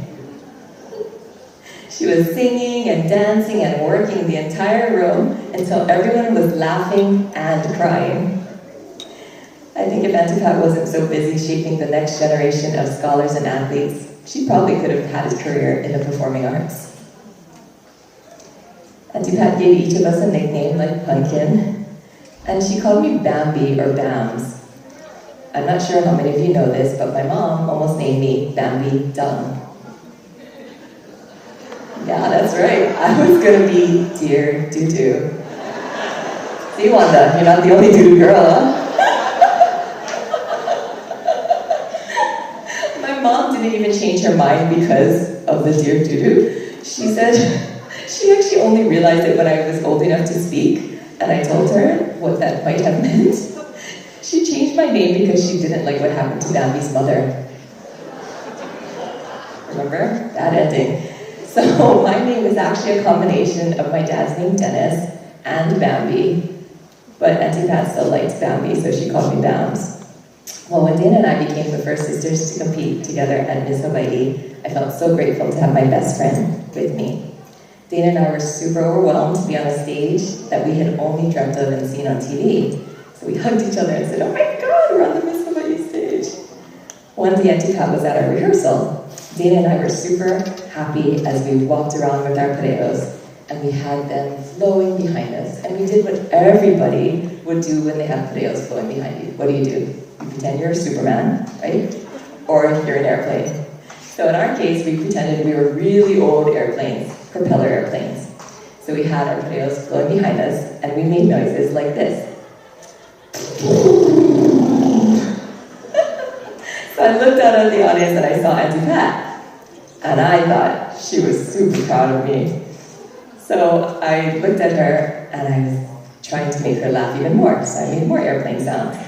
Well, I got off stage and I went up to her and I said, "Hi, Auntie Pat." And she leaned in close to me. And I thought she was going to tell me how funny I was, or how well I was doing, or how funny my airplane propeller sounds were. Instead, she said, "Bams, quit fooling around. I like go Atlantic City, you know."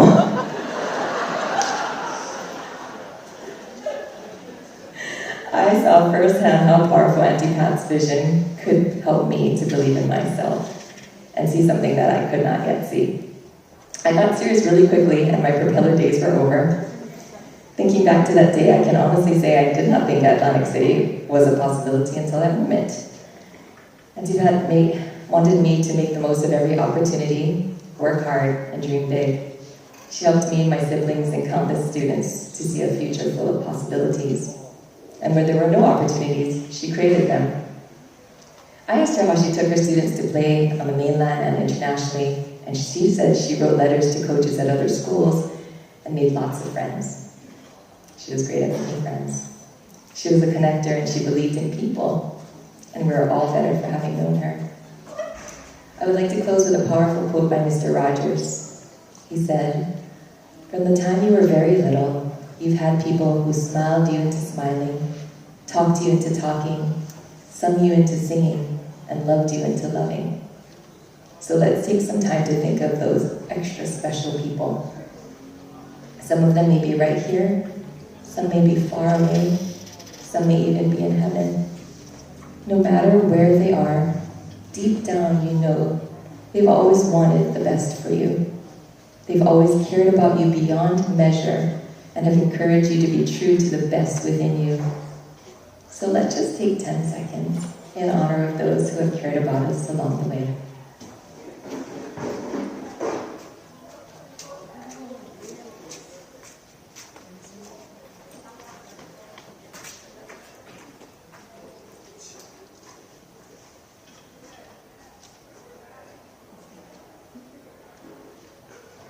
Thank you so much for sharing your beautiful stories and memories of Auntie Pat, Uncle Dixon, Auntie Lily, our dad, Popo, and Gungo, and our Ohana. Thank you for keeping their legacies alive by leading by their example and believing in people. Mahalo for your words of comfort and for being here with us today. It means so much to us, and we can't thank you enough. Mahalo.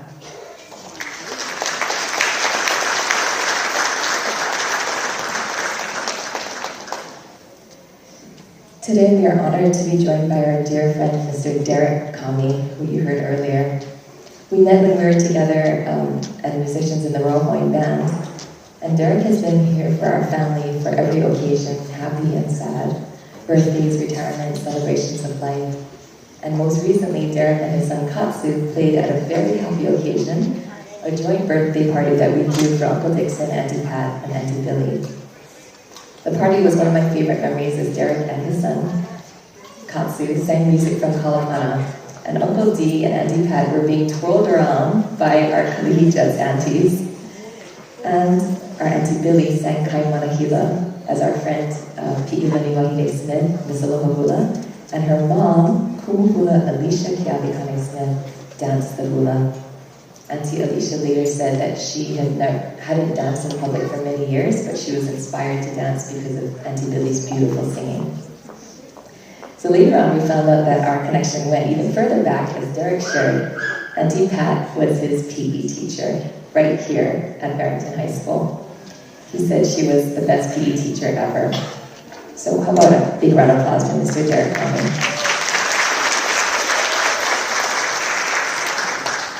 As we have heard Auntie Pat's incredible contributions to women's athletics and how she started the University of Hawaii Rainbow Wahine basketball team, we would like to share with you now the Rainbow Connection, a song that is very meaningful to our family and seems especially appropriate today. And these lyrics really made me think, who said that every wish could be heard and answered when wished on a morning star? Somebody thought of it and someone believed it. Look what it's done so far. And I think these lyrics really speak to the power of what happens when we believe in something and someone. And Auntie Pat believed in all of us, every single person here.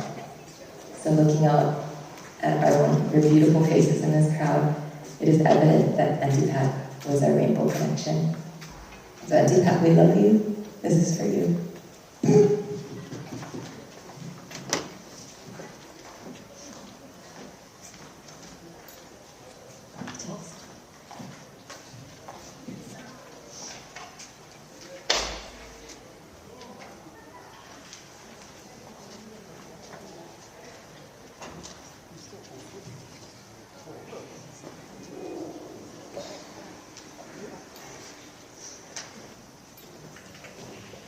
If you do know the words, please join us.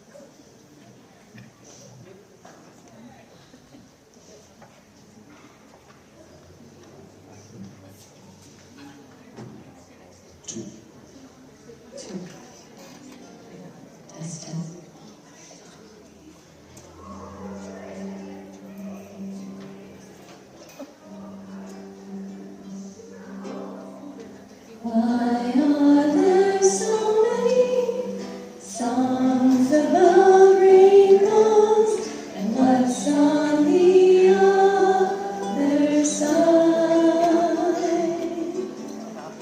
Rainbows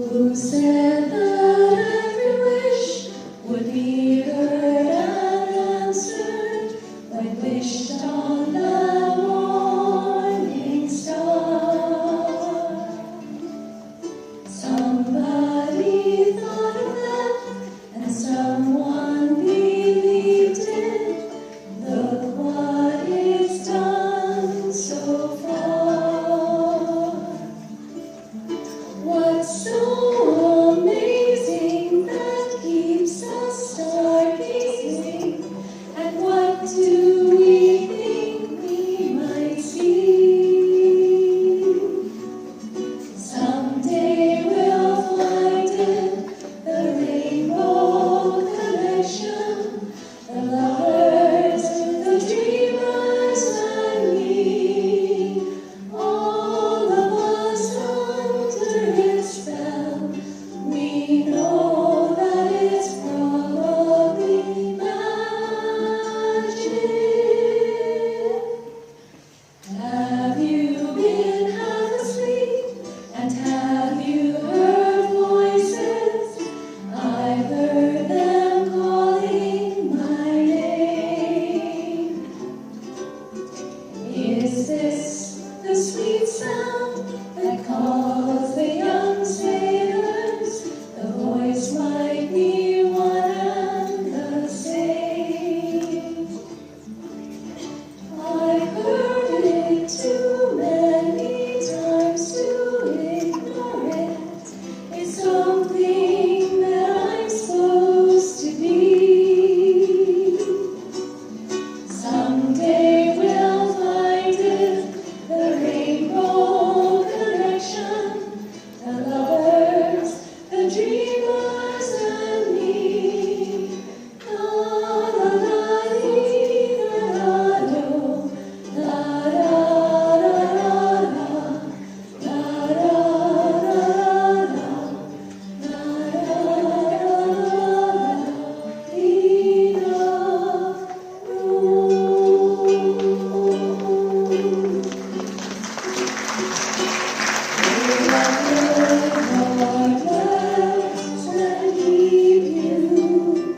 Whether near or far away, may you find that long-awaited golden day today. May your heart stay tuned to music that will cheer the hearts of men.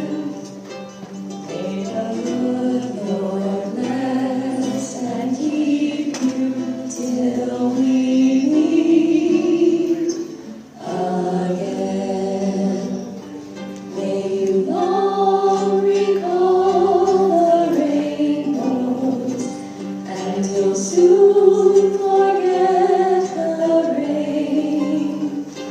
May the warm and tender memories be the ones that will remain. Fill your dreams with sweet tomorrows. Never mind what might have been. May the good Lord bless and keep you till we meet again.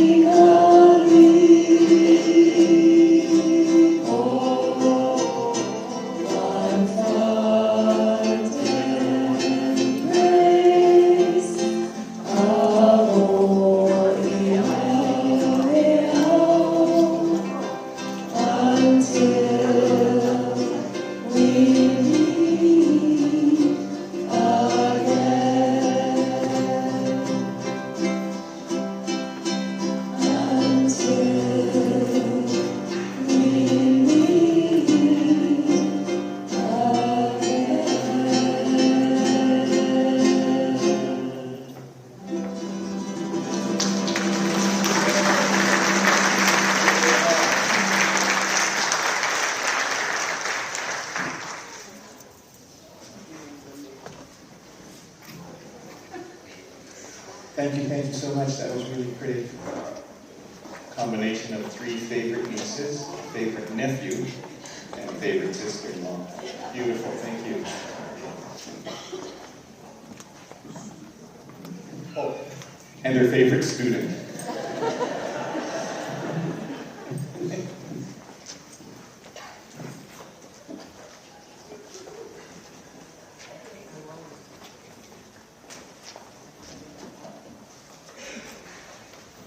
saw Bryson making his way up. I'd like to ask Bryson, nephew of Pat's, please come up and give the closing prayer.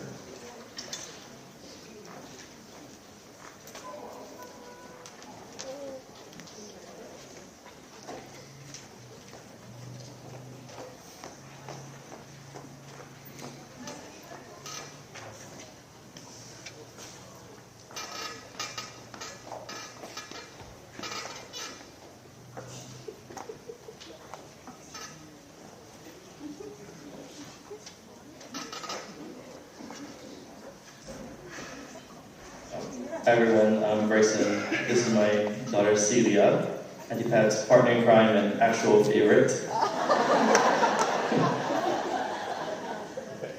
I'm going to do the closing prayer, so let us pray. Heavenly Father, as we gather here today to bid farewell to Auntie Pat, we are reminded of the precious gift of life that you bestowed upon us. In this moment of sorrow and reflection, we seek your comfort and solace.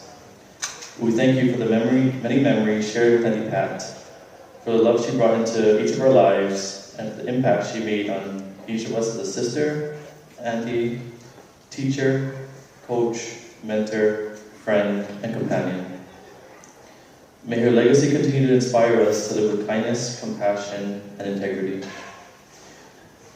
We now entrust Auntie Pat into your loving arms, Lord, knowing that she now rests in eternal peace with you. Grant us the strength to find peace in the midst of our grief and the courage to carry on her legacy of love. As we depart this place, may we carry memories of Auntie Pat in our hearts, and may your grace sustain us through the days ahead. Help us to find comfort in the knowledge that she is now reunited with loved ones who have gone before her. We pray for your guidance and wisdom as we continue to navigate the journey of life, and may we find hope in the promise of your everlasting love and the assurance of a joyful reunion in your heavenly kingdom. In your name we pray. Amen.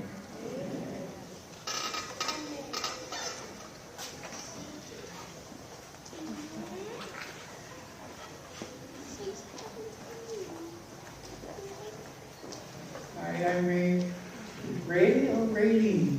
Not sure which one you all know, but I'm her life companion, and I want to thank everyone for coming. Oh, before I go on, I trump all the favorites. I am the favorite.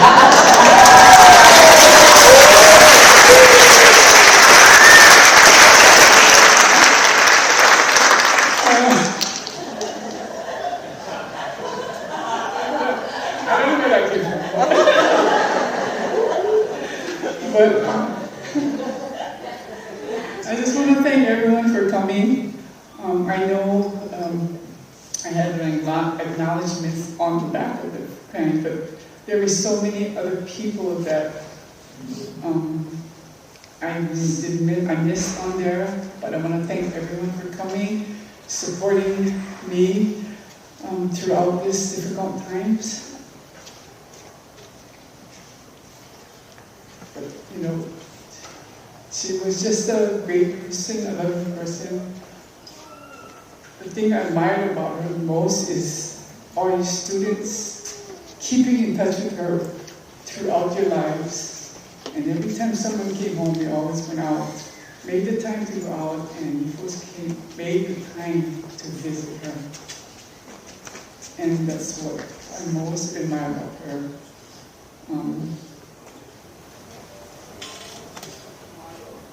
You're kind of talking about department. But again, thank you everyone for coming. And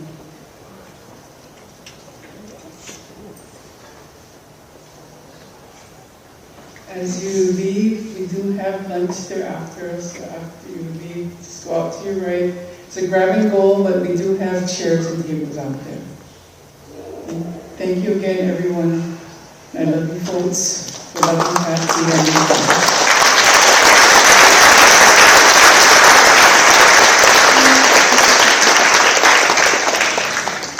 Just real quickly, as Denby announced or mentioned that Pat was the UH women's basketball coach, first basketball coach for 5 years.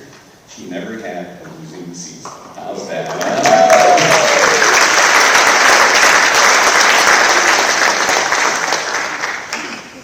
Before we get to our closing song, I'd like to just say that if I were to look back over my life and know that I've helped shape the lives of hundreds and thousands of students and student athletes, I would smile knowing that my life was good and meaningful. I think I should be smiling lots right now. Now, the closing song. Oh, can we get CLC? For you, okay?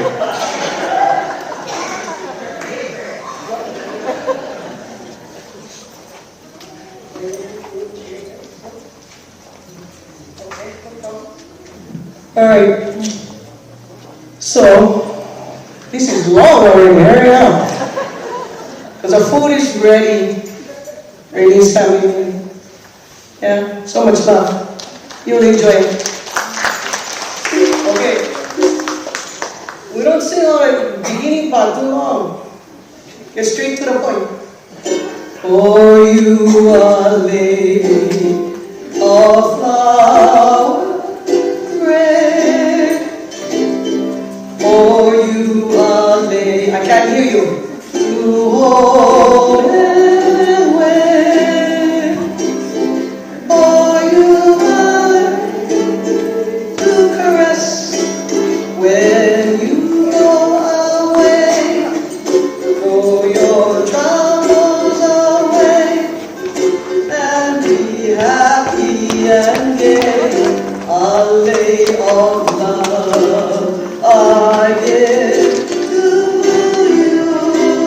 I can hear you again. To think of me when you are blue. Wherever you may be, over land or on the sea, for you are made to remember me. For you are made to remember me. Mahalo everybody. Thank you so much. Aloha.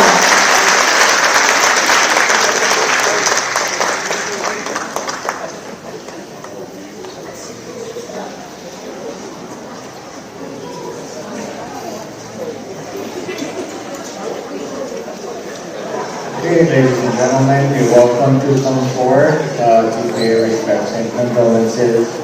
And again, as Renee had mentioned, the lunch is ready. Also,